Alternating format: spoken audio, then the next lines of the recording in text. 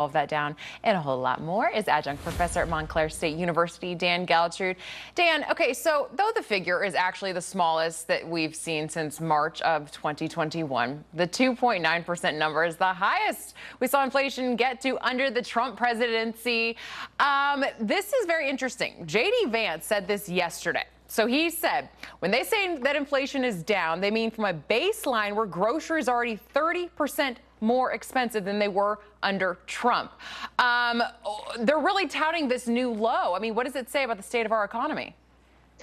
Well, I think the state of our economy is actually quite fragile, and people aren't really seeing that. But here's what they are seeing and they are feeling. When they go to the grocery store, there is no way any data you put out there is going to make them feel better. This is not the time to take a victory lap. However, if the administration wants to take a victory lap that they've done such a great job with inflation, well, have at it. I don't think anybody's going to be buying that sales pitch. No, I mean, Dan, you can throw around any numbers you want. You can talk about inflation being down. People can see with their own eyes. A lot of people who own restaurants are coming out and saying, what are you talking about? Inflation is down. The food prices that we are spending are up and up and up. So people can definitely just see with their own eyes, Dan.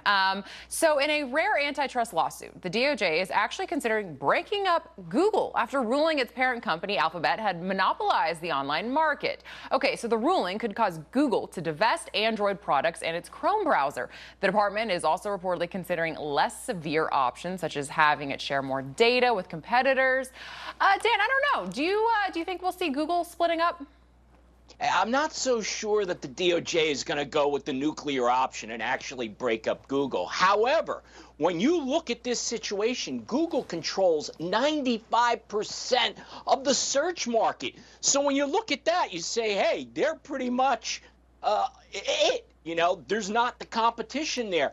However, the thing that really bothers me is the abuses that go along with monopoly-type enterprises. And we already know Google is not playing it straight when people are doing searches, and that's the issue.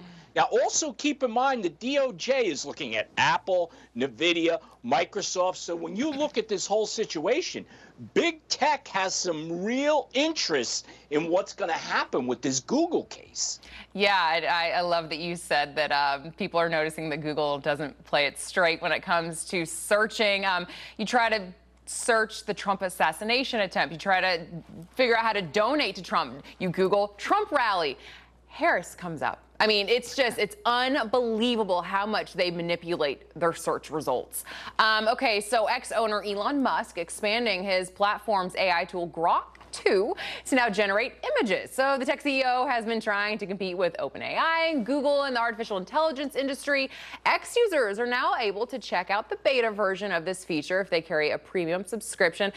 As we're seeing it right now, of course, that's Donald Trump and Elon Musk, kind of an AI version of them dancing.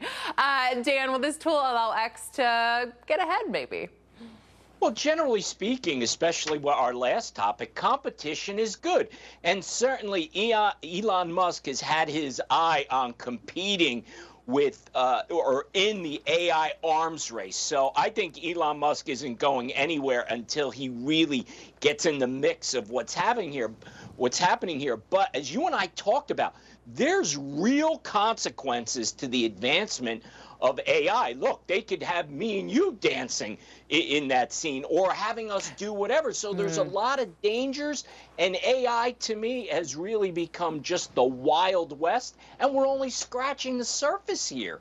Yeah, that is also a fantastic point. There's also many downsides to AI, putting people's faces on images that they do not want to be associated with. It can be very, very scary. Dan Geltrude, thank you so much for joining us this morning. Such a pleasure having you on. Thanks, Alex.